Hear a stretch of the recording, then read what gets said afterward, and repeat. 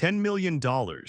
That's the minimum fine a big supermarket can now cop for price gouging, but the law only covers 2 companies in the whole country. By the end of this, you'll know exactly what this new law bans, what it quietly leaves out, and a 10-minute check you can run on your own trolley tonight. We've been comparing our own supermarket dockets against a local grocer for months. That habit is exactly how we noticed what this law does and doesn't cover before the headlines got into the detail. The special tag says one thing, the docket says another. That gap is the whole reason a law like this exists, and it's worth knowing exactly what it actually fixes. Then a headline landed, price gouging is now illegal for the big supermarkets. The honest first reaction wasn't relief, it was a question. Does this change anything we'd actually notice at the till? Here's the cleaner way to think about it.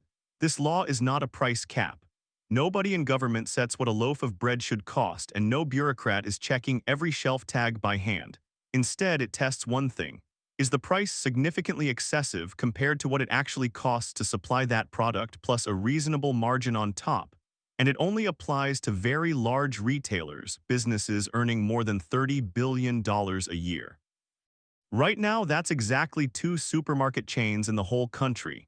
Those 2 chains now have to keep 3 years of detailed pricing records, retail prices, supplier costs, the lot, so a regulator can go back and check the working, not just the sticker price. So the skeptical question is fair. If it's only 2 companies and there's no fixed price, what does this law actually stop them from doing day to day? Picture the big 2 supermarkets.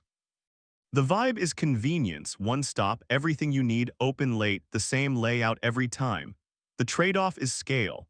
With most of the market split between just them, there's less pressure from competitors to keep every single price honest.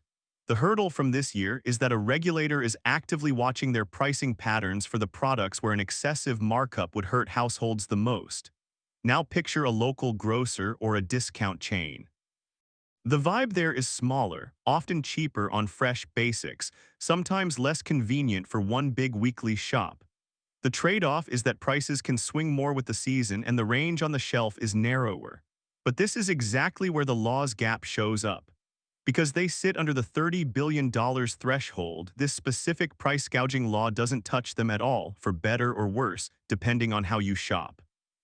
This is why some households already split their shop, big chain for the pantry basics, local grocer for fresh produce and meat. That habit was doing this law's job long before it existed. Between them, the 2 largest chains hold roughly 2/3 of the entire grocery market. That's the scale this law was actually built to keep an eye on. So pause on this one. In your own house, is your weekly shop almost entirely at the big 2? Or do you already split it with a local market or a discount chain? Here's the sober part. A year-long inquiry found that margins at the major chains had actually grown over 5 years, even while households were told it was purely a cost-of-living story. Thousands of households were surveyed as part of that inquiry. Their 2 biggest complaints weren't really the sticker price, it was getting no notice before a price jumped and how hard it is to compare chains at all. If a breach is proven, the fine is whichever is bigger, $10 million, 3 times the benefit gained, or a slice of the company's annual turnover. Here's the trap. The law never states what counts as a reasonable margin. No percentage, no dollar figure, just a judgment call the regulator has to make case by case. And tracing the real cost of supply is genuinely hard.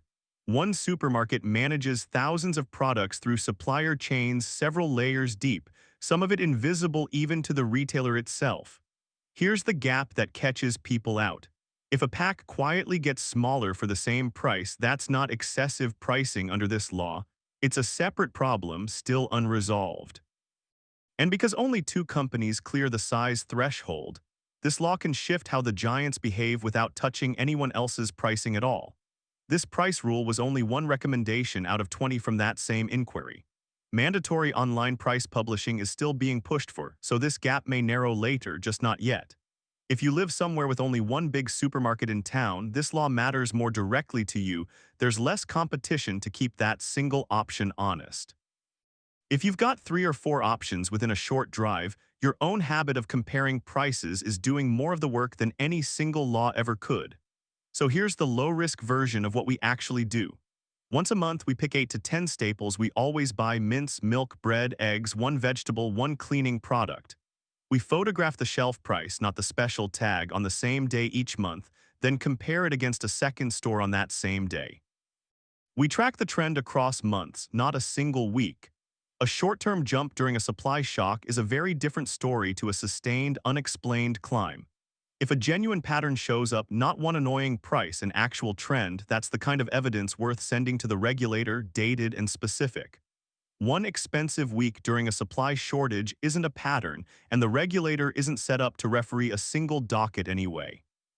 Save the report for the trend, not the one bad shop. This law is a useful background check on the biggest players.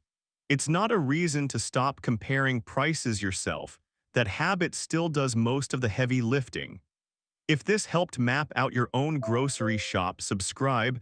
We put out one of these guides every week.